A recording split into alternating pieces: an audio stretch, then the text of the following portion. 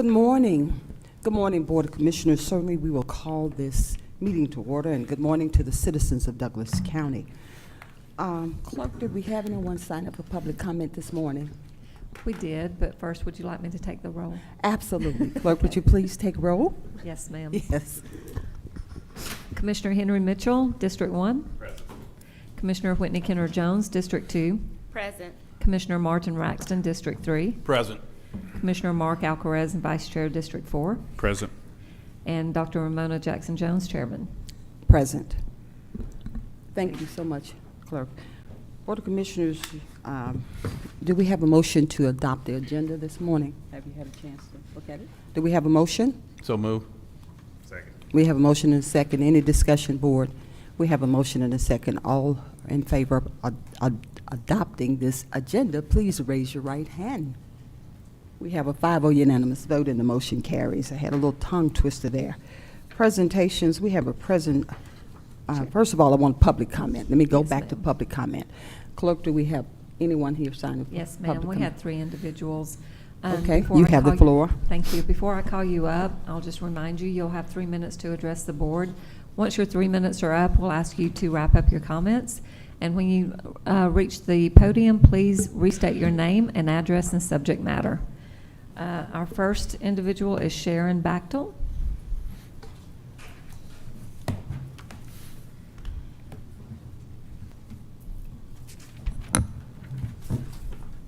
Sharon Bachtel, 6331 South Skyline Drive, and thank you for allowing me to speak. I have 2 topics, the terminus contract and the tax commissioner fees. On December 4th, the day after the BOC approved the terminus contracts, I made an open records request to see the contracts because you did not include them in the agenda packet. State law says that I should get a response within 3 days. It has been 12 days and I've not heard from or received the open records that I requested. Are you trying to hide something? I think $28,000 a month or $336,000 a year is too much to pay for an administrator. I think this is a $10,000 a month increase over the previous contract. Cobb County pays their administrator $350,000 a year, but they have a population of 800,000. Douglas County's population is only 150,000. Paulding County pays their county manager $154,000 a year, and they have a larger population than Douglas County. Since you gave Terminus a 3-year contract, does that mean you are not going to even try to hire a real administrator? You need to be looking for ways to cut spending, not increase it. What is Terminus giving us that is worth that much more money? What kind of financial advisor advises you to spend twice as much for the administrator position? Shouldn't they be trying to save us money? Next, I would like to talk about the tax commissioner fees. In 2021, the tax commissioner split the $4 fee for collecting the city taxes with the county, which is reasonable. That's 50-50. Now he wants to take $3, or is it $3.50, and leave the county only $1 or 50 cents for each bill. Our tax dollars pay for the salaries of the county employees who do the actual work. Instead of going into the tax commissioner's pocket, the fees should go into his budget to lower the amount that is needed from the general fund, our taxes. I also don't think he should receive a $2 fee for the street lights. The taxpayer should not have to pay extra for someone to do the job he was elected to do, collect taxes. Elected officials should not be getting rich off the backs of the taxpayers. Thank you again for allowing me to speak, and I hope you all have a Merry Christmas and a Happy New Year. Thank you. All right. Thank you so much, Ms. Batchel, and Merry Christmas and Happy New Year to you as well. I yield the floor back to you, Madam Clerk. Thank you. Ann Guider.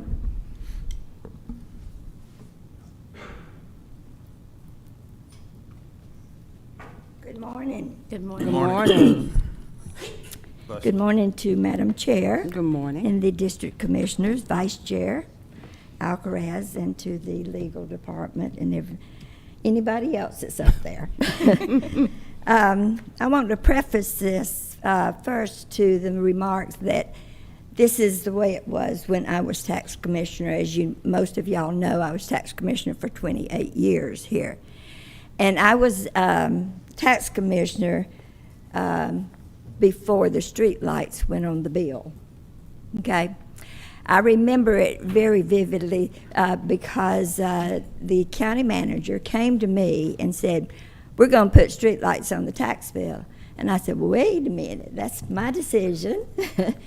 And first of all, I need to see what all it entails. Does it mean, is someone going to give me the file electronically?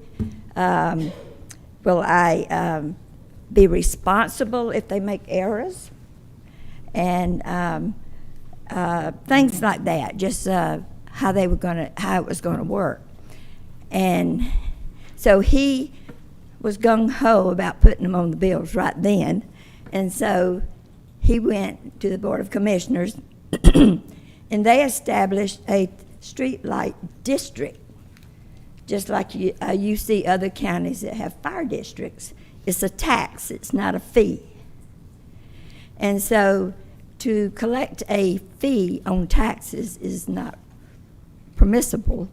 I just urge y'all to look at that. The original proclamation or declaration or whatever that the county commissioners did at the time, it was way back either in the 80s or the 90s. But the reason I remember it is because he went over my head. And he made it a tax district, so I had to, anything that you put on the tax bill as a district, tax district, like a fire district, sewage district, whatever, is just part of the job. And you don't get paid for that, any extra for that. Anyway, I just wanted to bring that out. I didn't notice it until I saw the agenda. So I'm just urging you to look at the law. Thank you. Thank you so much, Ms. Guider. Any other? Yes, ma'am. Clerk, We have Madam one Clerk. more. Okay. Miss Thank Amy you. McCoy.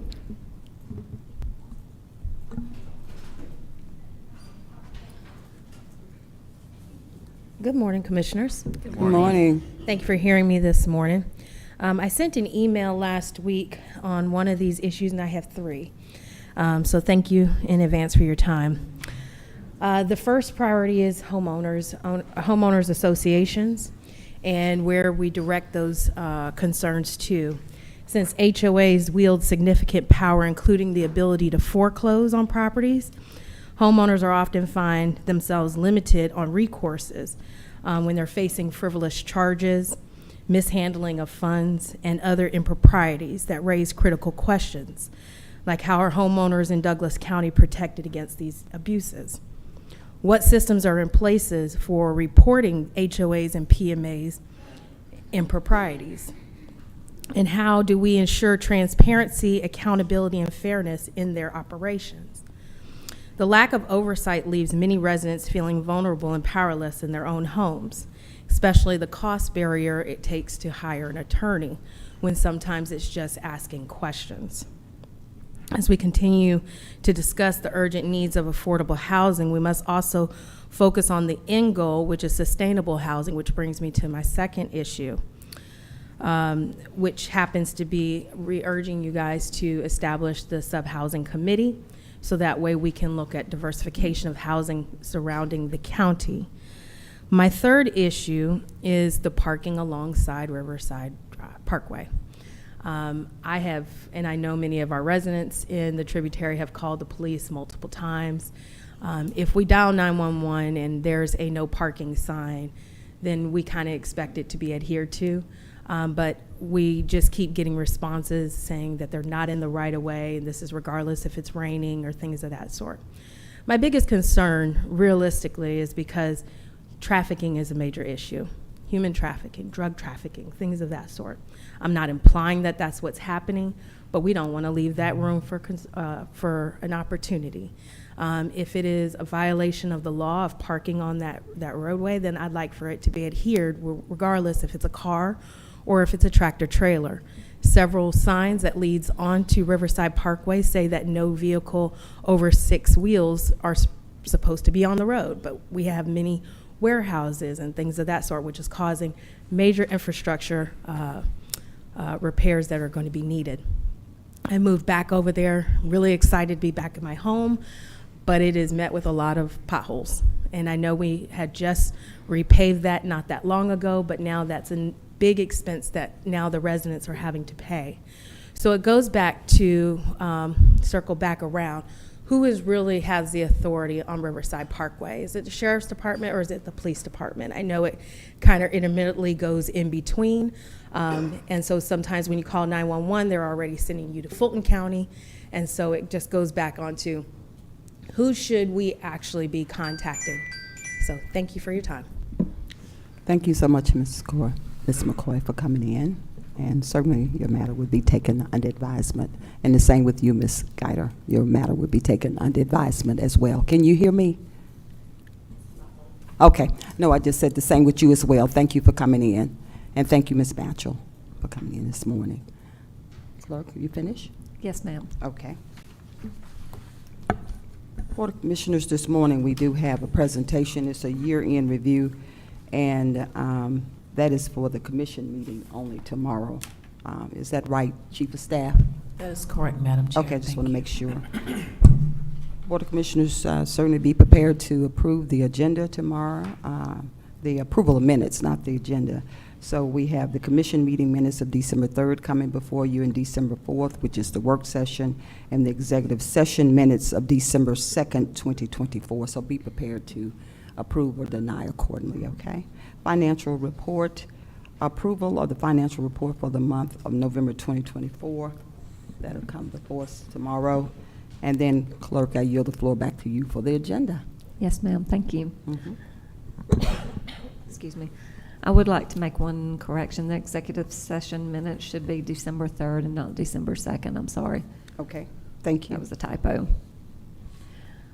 Okay, we have grants. On number 4 is approval to accept enhancement and innovation subgrant from the Criminal Justice Coordinating Council in the amount of $6,000 and authorize the chairman to sign all related documents pending final legal review. Joshua Bess. Good morning. Good morning. How are you doing today? Good morning. Morning, Board of Commissioners. My name is Joshua Best with the Douglas County DUI Drug Court. This is Enhancements and Innovations Grant. It's attached to our annual grant that we get from CJCC. It's just they're amending it to add an additional $6,000 just for any innovations that we may have sought out or enhancements that we want to add to the program. Of course, the commissioners already approved the annual CACJ grant, so they're just giving us an additional $6,000 to add on to any innovations. We was looking at adding on some creative drug testing, you know, for our clients and being just more creative with our drug testing procedures and just being more in depth with it, because as you know, we're dealing with accountability and we want to make sure that, one, we're allowing our participants to work, and you know, we want to hold them accountable while still allowing them to live full, fulfilling lives,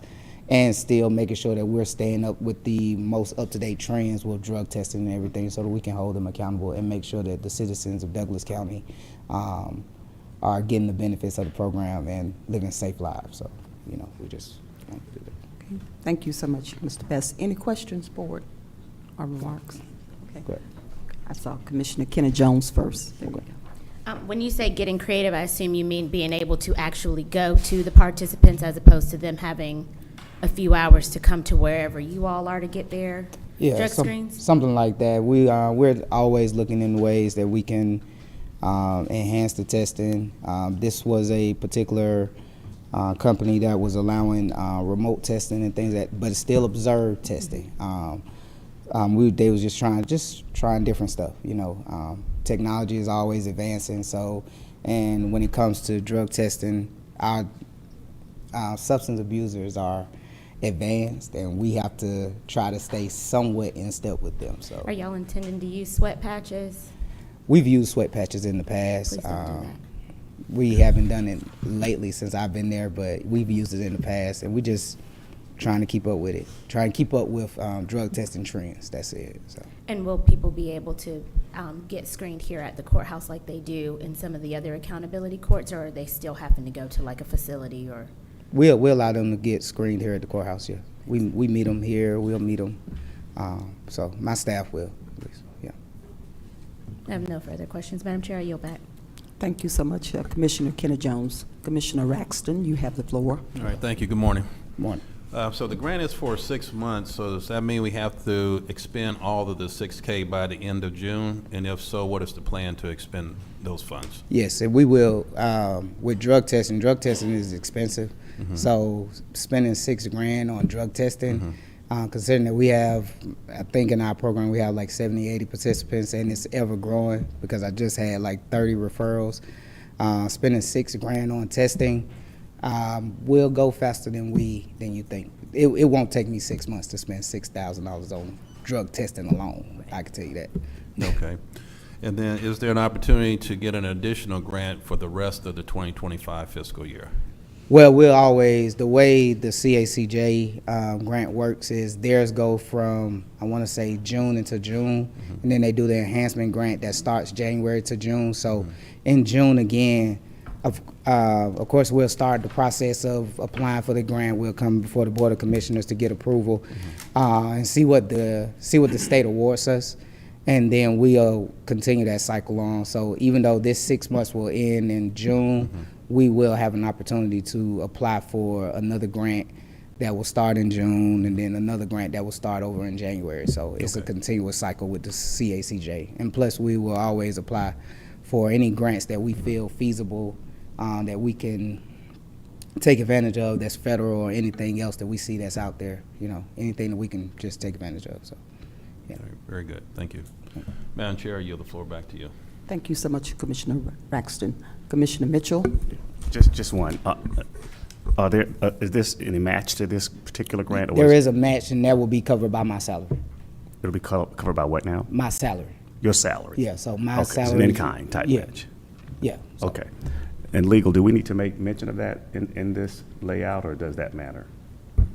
Certainly can, but it seems like it's budget neutral, so if you don't, it doesn't have a negative impact. Okay, all right. Thank you. Right. I yield back. Okay, thank you so much, Commissioner. No further questions. Thank you so much, Mr. Best. Okay. Madam Number Clerk? 5, approval to accept the fiscal year '24 Edward Byrne Memorial Justice Assistance Grant from the Bureau of Justice Assistance, 15PBJA-24-GG-04597-JAGX in the amount of $18,085 with no match to continue the operation of the Douglas County Link Program, establish the budget, and authorize the chairman to sign all related documents pending final legal review.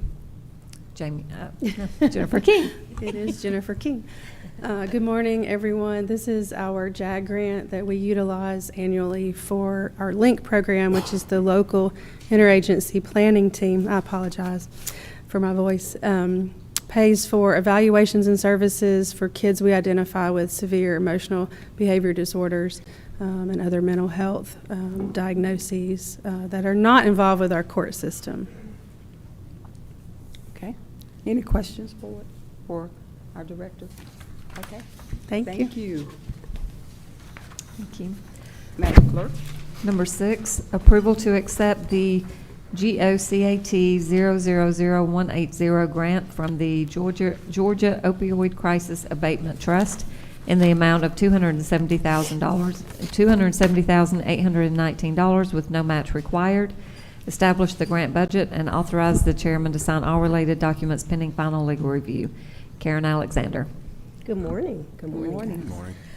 We are asking for authorization to accept this grant from the Georgia Opioid Crisis Abatement Trust in the amount of $270,819 with no match. Establish the grant budget and authorize the chairman to sign all related documents pending legal review, which was approved on 12/12/24. Okay. Thank you. Any questions for Ms. Alexander? Board, any questions? Okay. Okay. Vice Chair Alcaraz, you have the floor. All right, we know that there's about $638 million that come from this settlement. and it's going to be spread over like the next 15 years. Is this something we're going to possibly be getting additional funds Well, later this from? is the first year that they're offering it. We have Mhm. 2 years to spend the money, and we're hoping for future that they will continue the grant after. Okay, all right. I yield back, Madam Chair. Okay, thank you so much, Vice Chair. Any other questions, Board? Thank you so much, Ms. Thank you. Alexander. Have a good one. I yield the floor back to you, Madam Clerk. Thank you. Under business items, number 7, approval to renew an agreement with Comprehensive Program Services, Inc. and the Douglas County Sheriff's Office for the period from January 1, 2025 through December 31, 2025 to provide technical support, administrative management, preventive maintenance, and repair services for all security electronic systems installed by Black Creek Integrated Systems Corporation in the total amount of $191,466.29 to be funded through the Sheriff's Office budget, and authorize the chairman to sign all related documents pending final legal review. Chief Connor. Good morning. So I told y'all that this would be back on this Board of Commission meeting. This is the Black Creek Maintenance software program. It is currently at $191,464 for the year. Now, the question posed last time was how long are we going to need them during this transition into the new software and hardware there. And according to our Stanco, who is our consultant for the project, he's consulted through the bid process with the other companies that's looking at it, and he's pretty sure that he's going to need their services all year. That it'll, with the implementation and everything, they're going to need to have Black Creek on staff to call, handle any problems that arises. Now, we looked at doing a 6 month for six, so this is 191 for the full year. If we do it and break it down and we say, okay, well, we're going to do it the whole year, but we're going to pay you every 6 months. So you get a discount for it going up front. So 191's up front. If you break it into 2 6 months payments, it's 199. So it's a difference of about $8,000 if we want to gamble with it not taking what the consultant believes it'll take. Now this 191 is only up 0.84% from last year's $1,500, $1,593 difference from what the contract was last year. So it's not a significant increase, but they feel that they'll need it through the process and the implementation of the new system. Okay. Any questions for Chief Connor? No questions? Okay. Okay. Madam Clerk? Number 8, approval of the corrected amount of $16,185 on the renewal agreement with Control Concepts, originally approved on September 5th, 2024, in the amount of $14,490, with a difference of an additional $1,695 to be funded through the Sheriff's Office budget, and authorize the chairman to sign all related documents pending final legal review. Chief Connor. So y'all approved the Control Concepts agreement on September the 5th in the amount of $14,940. During the legal phase of looking at it, the county attorney wants to get the agreement to run the fiscal year. So in order for us to do that, we've got to pay an additional 3 months, which brings it to 15 months to get us to December 31st, because this contract was supposed to start back in October. So the additional amount from $14,940 to $16,185 is simply the prorating the 3 months so that we get to what the county attorney's looking for with the contracts. Okay. Any questions, Board? Okay. No questions. Thank Thank you you. so much, Chief Okay. Connor. Number 9, approval for the Douglas County Sheriff's Office to renew an annual agreement for the period of January 1, 2025 through December 31st, 2025 with Basics to conduct annual fire alarm inspections and semi-annual detector cleaning in the amount of $19,209 to be funded through the Sheriff's Office budget, and authorize the chairman to sign all related documents pending final legal review. Lieutenant Colonel Pounds. Good morning.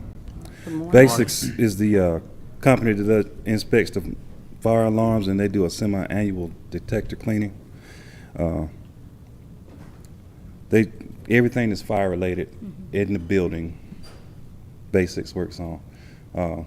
This company services our area. There are other companies, but they don't service our area in Douglas County.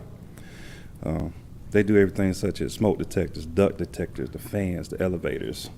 Everything is fire related in the building. Okay. Any questions, board? Commissioner Raxton, you have the floor. All right, thank you. Good morning. Good morning.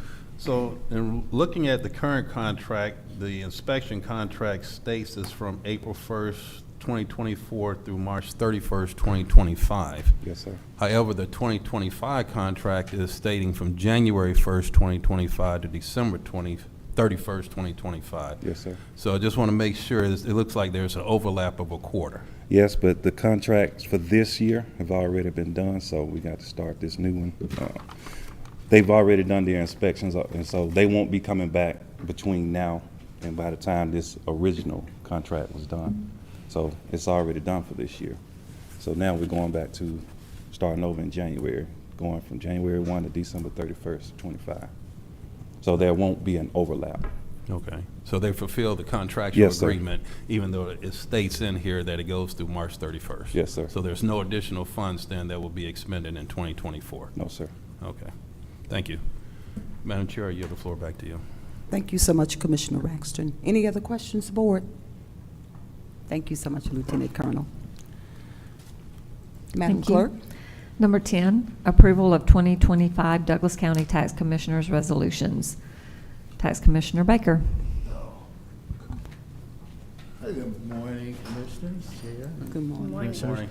These are the resolutions that we have to do every 4 years.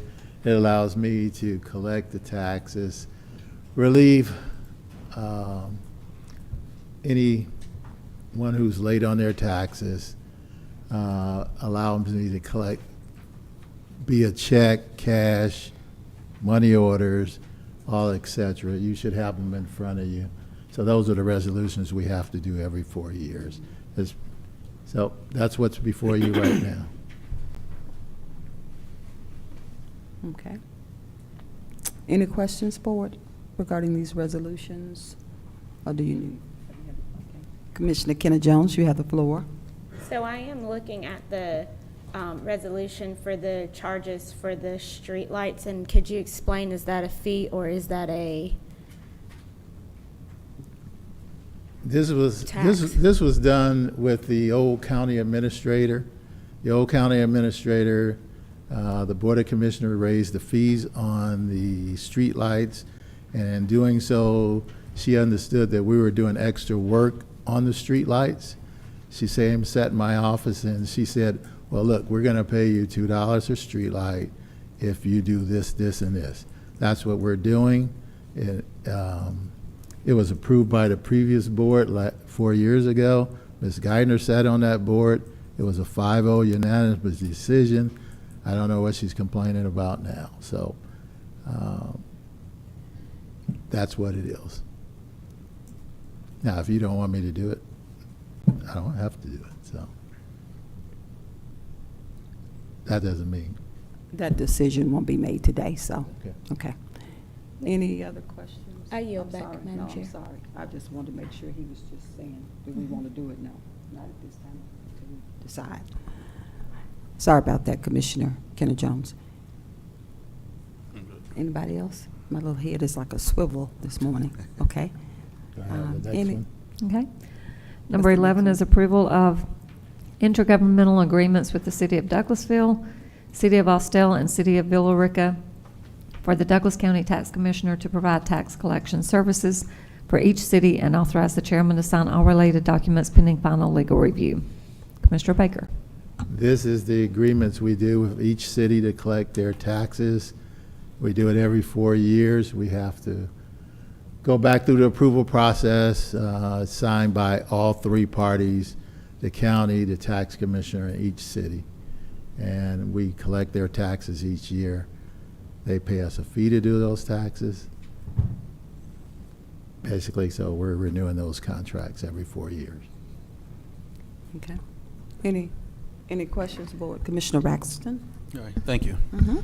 So for each one of the agreements for each one of the cities in Section 1B, it states that county tax commissioner shall collect $3, but it has $3.50 in parentheses, and then Douglas County $1 with 50 cents in parentheses for each bill. That's so I just correct. want to see if there's anything that needs to be clarified so it's consistent from what's written versus what's in parentheses for each one of those cities.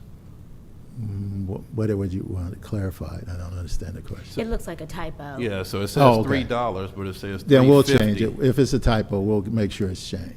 Okay, so It's been reviewed by the county attorney, myself, but if it's a typo, we'll get Okay. it changed before it's approved.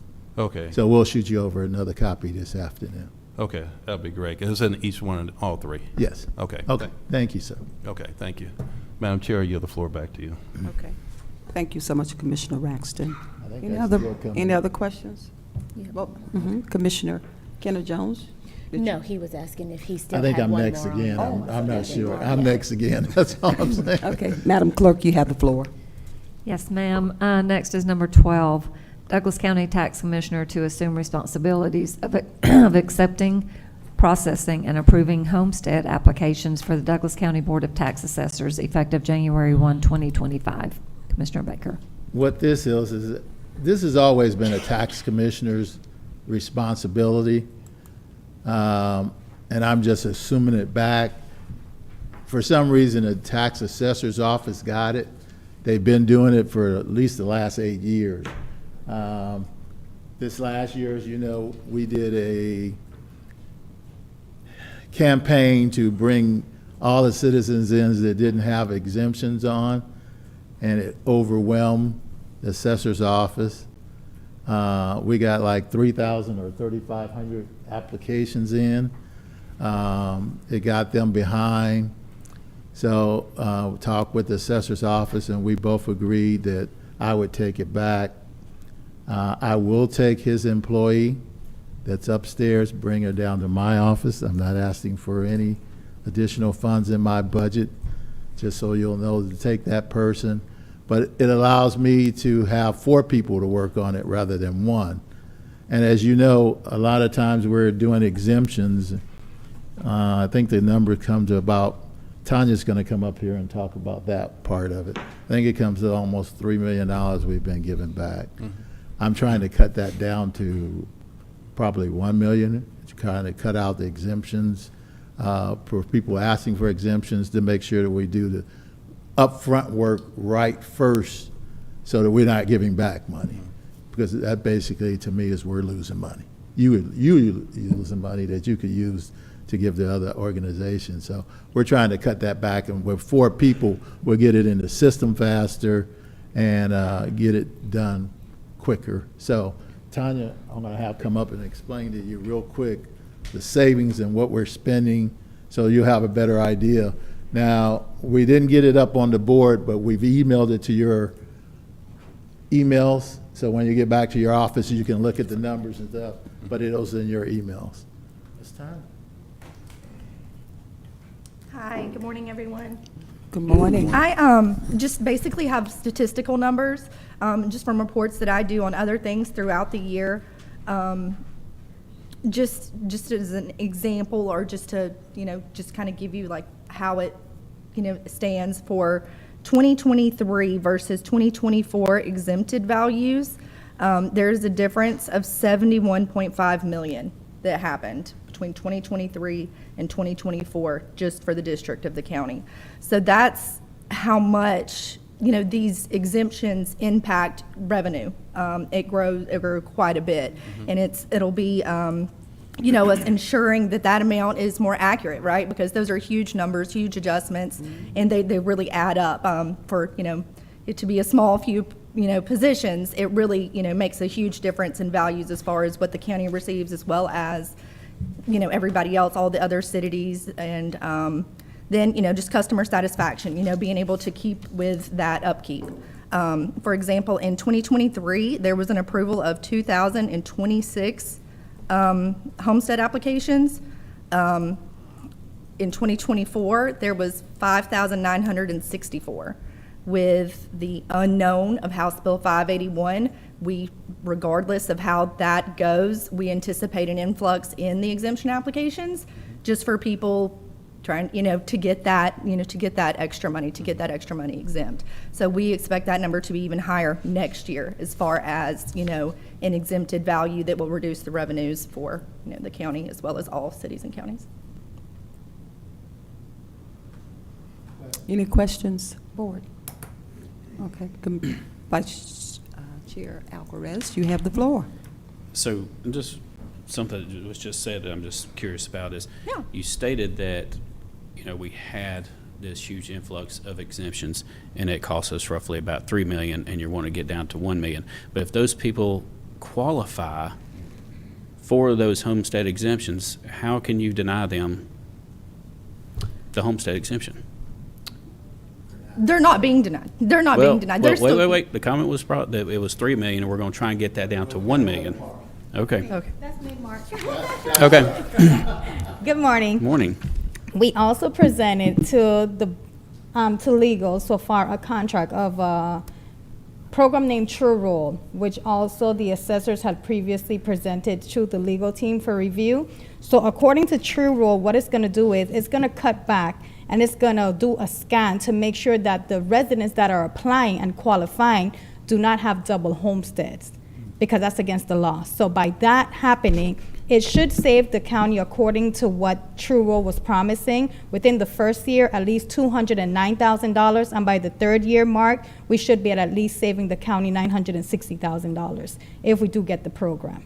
So that would kind of do like a sweep initially when they apply, to make sure if they have other homesteads in another state, or maybe in another county, or maybe their spouse has homestead. So that should help cut back and bring back some money into Douglas County. Okay. All right. Thank you for clearing that up, because just the way that it was spoken, I was thinking, wait, if they apply Yes. and, they qualify, Yes. we can't deny. Okay. I yield back, Madam Chair.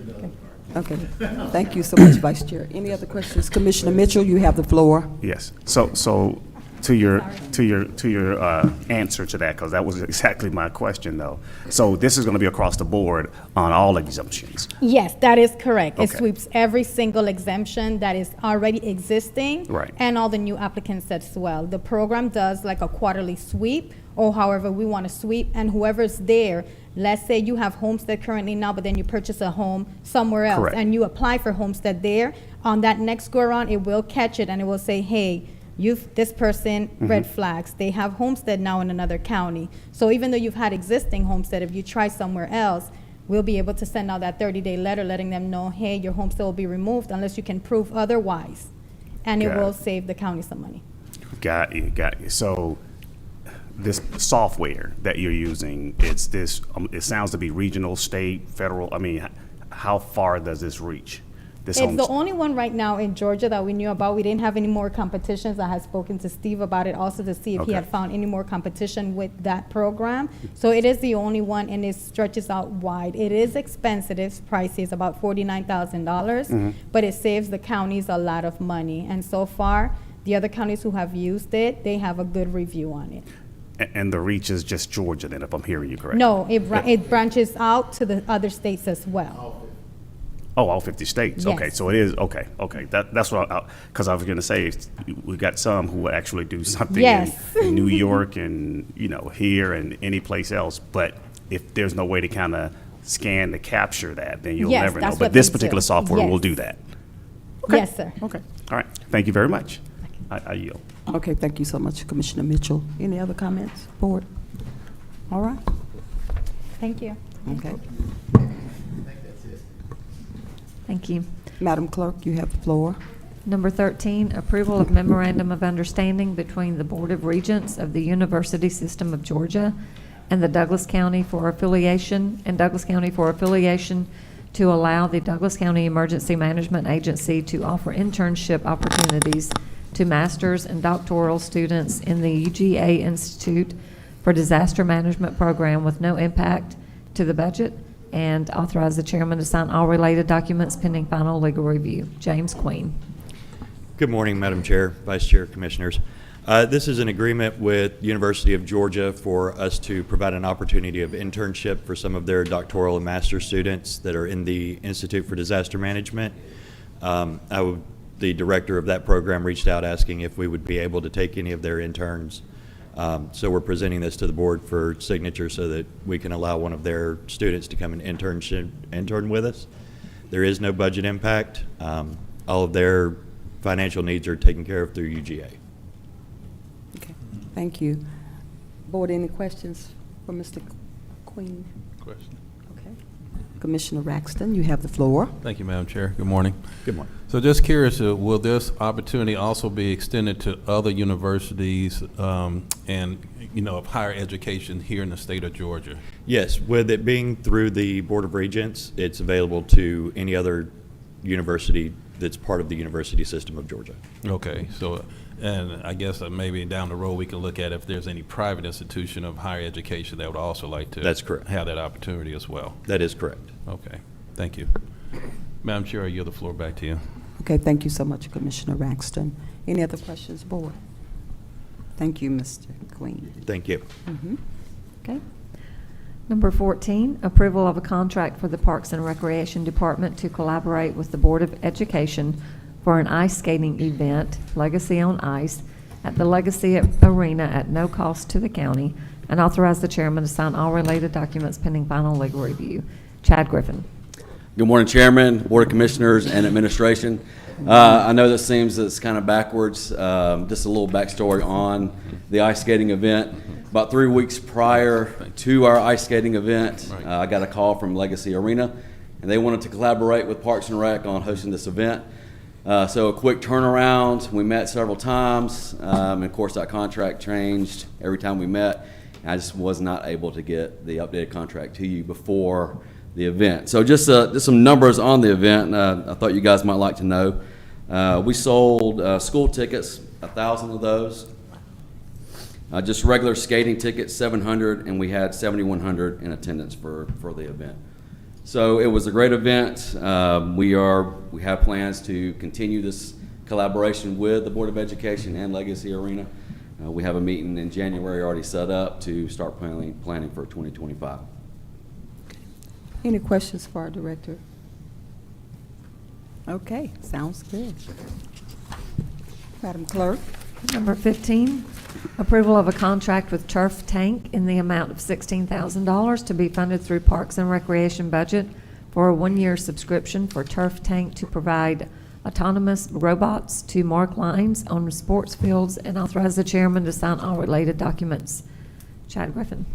Good morning again. Before we get started, I'm going to show you a quick video on the Turf Tank. Okay.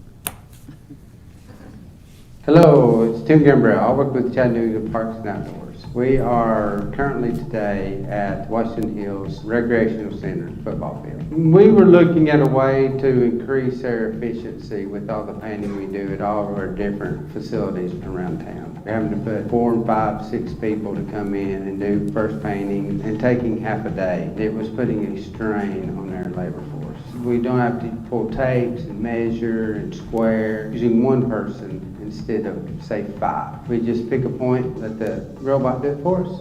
It also gives us a lot of options with the amount of paint we use. We can change tips rather easily, so we can adjust the amount of times we have to paint with our mowing schedule to really reduce the amount of paint we use. It's very helpful for us using this between softball, baseball, football, soccer, rugby. We've used it with the Senior Olympics, with shot put, discus, can do a full track out on an open field. At the end of this month is the Chat Down Cool Down at Festival on the Riverfront. We go in and we put logos on the grass that can be seen from the bridges, and overall help with the look and the festivity. We started out with Gen 1 of the Turf Tank. We liked it so much that we got a Generation 2 also. It really helps with your labor force, gives you a lot more options, and we have found all kinds of little extra uses for it too. I would very much recommend this. It just really makes it easy and convenient. Wow, impressive. So the contract that we're presenting is for $16,000 for a year. And it'll be for a 3-year term, but they understand that the county, we only operate on a 1-year contract, so we've broken it down for 3 years. And after the 3rd year, we will own the machine. And if we're in this contract and we say we don't like the machine, it's not doing what we want it to do, we can, return the machine. The turf tank robot, so right now we use manual paint sprayers, and this will be a robot. The manual paint sprayers, they do not have a long lifespan. The consumption, we'll say 50% of our paint purchases. Let's see, and the opportunity, it creates new skills for our staff. They can learn how to operate, a machine. It gives them an opportunity to work on other projects. And instead of using 3 or 4 guys that will take all day to lay down a football field or soccer field or several baseball fields, turf tank could do it in about 3.5 hours. So it saves time, lots of time, saves on labor cost, and just some other departments that use the turf tank: Kershaw Parks and Rec, Georgia Southern University, Pooler Parks and Rec, Clayton County Parks and Rec, Athens Academy, and Dublin High School. So I think it'll be a great investment. It'll save the county some money, save our department some money moving forward. Okay. Any questions, board? Vice Chair. We got a lot of fields. 49 athletic fields. So obviously this is battery operated. Yes, sir. Is it going to be able to keep up with the capacity, or will it be at one certain location for a period of time for trial and then move to other fields? So it comes with 2 batteries. Lifespan on a battery is about 4 or 5 hours. We will have 1 or 2 people operating the machine, and it will have to rotate per facility. And so did I answer your question correctly, or what you were looking for? Yeah, but I'm assuming we're also going to keep the manual sprayers as well, because, in between, say we have baseball tournaments, anything like that. Of course. That's going to get wore out, got to repaint. Yep. But, I mean, are we looking at, or the goal is possibly in the future, if this works out, to have more than one of these? If it works out, for sure, we could definitely look into getting another turf tank. Maybe have one on the, the west side of the county, one on the east side of the county, and rotate it as needed. But we do not have plans to get rid of the manual sprayers. We will keep those on hand when needed. Mm-hmm. Okay. I just see this thing working around the clock. Yeah, well. Okay, all right. I yield back, Madam Chair. Okay, thank you. Commissioner Raxton, you All were right, next. thank you. All right, thank you. So just a quick question. This is a 3-year contract. So at the end of year 1, if we determine that it's not meeting the needs, what happens? We can return it, no charge to the county. Okay, so we will be out of the other remaining 32,000. We will not be charged the other 32,000 yet. No, sir. Okay. We just charge. It'll be a yearly contract. Pay the $16,000 for this year. If we decide at the end of the year this is just not working, we need to stick with the manual sprayers, we can go back to, we can just return it. Okay. All right, great. Okay, thank you. Madam Chair, I yield the floor back to you. Okay, thank you. Commissioner Mitchell? This is not just is baseball, football, I mean, field-wise, that this thing will come in, and I'm assuming you program it to say, do the diamond for the Yeah, baseball. you can program the machine to lay down a football field, soccer field, baseball, softball fields. You can also use it to paint parking lots. You can download, as part of the training they provide, they download all of our fields for us, all of our parking lots for us, and that'll be part of the program of the machine. And that's what I was going to ask too, though, about the training. So they'll train your staff to Yes, sir. be prepared to kind of do it without them. How long will they be on call, I guess? For So the they're 3-year available period? 24/7. If we need them 24/7, phone call, text message, they're available 24/7. And I guess once they download all of our fields, then it's kind of sort of us just deciding on what logo we want to put on the Right. field and what schematics that we're going to put on the field at that point in time. Yes, sir. As part of the program, we can download all of our logos to the robot. And if we want to lay down a logo for a tournament or something that comes, a bit large event that we do, we can lay down a logo. Okay, that's good. That's good. Okay, all right. Thank you very much. You're welcome. I yield back. Okay. Any other questions? Thank you. Thank you. So much. Okay. Madam Number- Clerk? Number 16, approval of an annual contract with Georgia Administrative Services for third-party administration of workers' compensation claims to be funded by the existing workers' compensation budget, and authorize the chairman to sign all related documents pending final legal review. Justin McDermott. Good morning, board administrators. How's everybody doing today? Doing great. Great. This is an approval of an annual contract with a slight change in the contract that you've received per recommendation from legal. You'll receive that before end of business today. Just some change in the language. We've been with Georgia Administrative Services since 2015, started work in 2016, and just here to answer any questions you might have about the services they provide. Thank you so much. Board, any questions? No questions. Thank you. Thank you. All right. Madam Clerk? Number 17, approval of the Atlantic Coast Consulting Task Order 2024-7 in the amount of $1,500 to be funded through the landfill department's budget, and authorize the chairman or vice chairman to sign all related documents pending final legal review. Heath Cowart. Good morning, Madam Chair, Vice Chair, Commissioners. Hey, so this is should be the last little piece of the survey. What this does for Trench 8, we were building constructing an actual cell, not just a trench. So this is the final cell of the actual C&D landfill out there. But what this does, and why it's a lot less than the last one, this is basically they're going to overlay what they did a month ago after we've made the corrections, and they'll make a 3D model for me, and I'll look at it, and then we'll submit that to EPD. So it's a last minute check on, once I don't want to submit it and it'd be wrong. So this is just last minute check and assurance on my end. So, any questions? Any questions, Board? No. Director? Thank you. No questions. Thank you.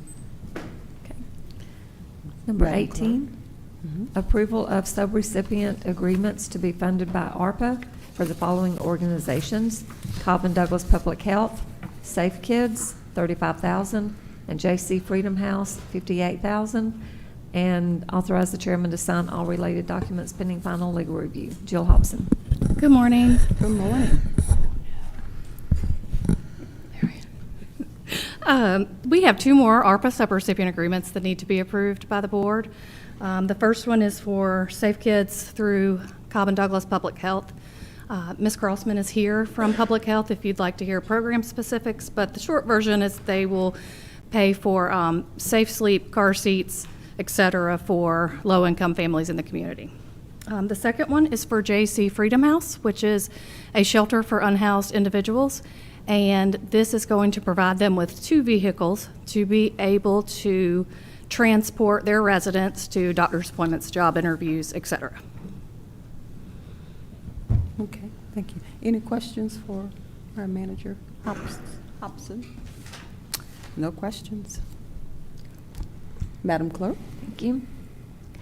Number 19 is approval for the chairman to confirm that the full scope of work and all environmental requirements have been followed for the Fairburn Road Senior Center as outlined in the documents submitted to the U.S. Department of Treasury to ensure compliance with National Environmental Policy Act, and to authorize the chairman to sign all related documents pending final legal review. Jill? Yes, this one, the Fairburn Road Senior Center has always been an ARPA project.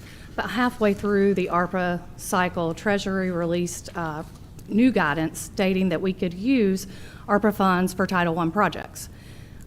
We have completed this project is co-funded by the CBDG grant, And we completed the environmental study for the CBDG process, and we just need a letter to confirm for Treasury that the process has been followed to the full scope of the program. Okay. Any questions, board? No questions. Good. Thank you so much, Jill. Thank you. Next, we have number 20, authorization for the chairman to execute the 2025 annual agreements with juvenile contract attorneys Dacia Scott, Jana Evans, Tim McMillan, Aeneas Lopez Brown, Marcia O'Brien, and Amber Walden. Part-time appraisal agreements with Lynn Wethington, Angela Smith, and Donette Chapman, pending final legal review. Tiffany Stewart Stanley. Good morning, Madam Chair, Board of Commissioners. These are our annual agreements that we bring at the end of every year for some of our contract and employment agreements. So we're just asking the board to continue to approve those agreements for 2025. Okay, thank you so much, Chief of Staff. Any questions for Chief of Staff? Okay. So it's my understanding that all of these contracts are for the same scope of work, but why is the funding allotment or the compensation not the same in all of them for the contract attorneys? Now, that information we would have to get from the juvenile public defender because she set those. It may be based on experience or the amount of caseload, but I would not have that information. I can get that for you from her for tomorrow. I yield back, Madam Chair. Okay, thank you so much, Commissioner Kenna Jones. Any other questions, board? Okay. Madam Clerk. Number 21, authorization to approve and obligate the final ARPA reallocation list in accordance with SLF-RF final rules and regulations. Tiffany Stewart Stanley. Thank you. So we are, I think, at the end of our ARPA obligation journey as far as obligating the funds. We're bringing before you today the final list. There has been a minor modification because of some savings that we got from the grant services by switching to Berry and Dunn. There were some savings there, as well as some savings from community assistance. And so that savings totaled about $26,000. We are recommending the board to reallocate those funds to youth programs. And that funding will be used to go with funding that's already allocated to purchase a vehicle for our youth program. So anything under our youth initiative, youth commission, internship programs, parks and recs, juvenile programs that needs to transport youth, we will use that funding to purchase that vehicle so they can use that for youth funding programs. So that's the change there. Another thing that we're asking in this agenda item is after working with NACO and Berry and Dunn, we are asking the board to enter into interagency MOUs with all of our departments that have funding for ARPA funding. Treasury is advising us to do that, so that way that's encumbering the funding through that department. So you may have a department that's working on courthouse restoration or expand the courthouse. We are entering into MOUs with each department. So from the board to development services would be an MOU, and that is how Treasury has advised us to do an encumbrance to make sure that those funds are obligated through the end of the year. So that will also be pending final legal review from our attorney, but you all have copies of that standard MOU in your packet. Okay. Any questions, board? Okay. Any questions? Okay. One, last one. Resolution to approve the 2024 Douglas County State and Federal Legislative Agenda.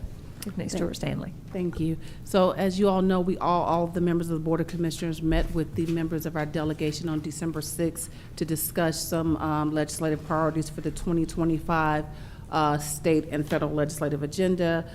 We are bringing this before you today for your approval so that we will be ready to move forward in the down at the Capitol starting on January 13th with our state delegation, so they can make sure that we have the board approved priorities. And so we're just asking for your approval for those priorities. Okay. Any questions, board? Okay. No questions. Thank you so much, Chief of Staff. That concludes the agenda. All right, thank you. Board of Commissioners, do you have any comments before? Okay. Commissioner Kenna Jones, you have the floor. Not really a comment, Madam Chair. I'm just asking that agenda item number 20 be on the business item agenda for tomorrow and not on the consent agenda. I would also ask that agenda item number 10, only the street lights resolution, also be on the business items agenda as opposed to the consent agenda tomorrow, and agenda item number 11 to be on the business items agenda and not on the consent agenda tomorrow. And with that, I yield back, Madam Chair. Okay, you said, I'm sorry. Did you get everything you needed? Yes, ma'am. Yes, you did. Okay, just want to make sure. Okay. All right. Madam County Attorney, do we need to go into executive session? Yes, ma'am. Okay. With that being said, Board of Commissioners,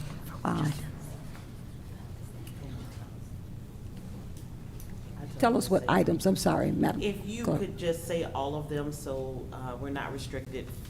The 4, real estate, legal, cybersecurity, and personnel. It was one more. You said real estate, cybersecurity, personnel, what else? Legal. And legal. Legal, okay. Board of Commissioners, do we have a motion to go in executive session for legal, real estate, cybersecurity, and personnel? So moved. Second. We have a motion and a second on the floor. Any discussion, Board? We have a motion and a second on the floor. Please indicate by raising your right hand if you agree to go into executive session. We have a 5-0 unanimous vote, and the motion carries to go into executive session. Citizens of Douglas County, we will take a pause for the cause. The Board of Commissioners will move into executive session, and we'll be back. We will return momentarily.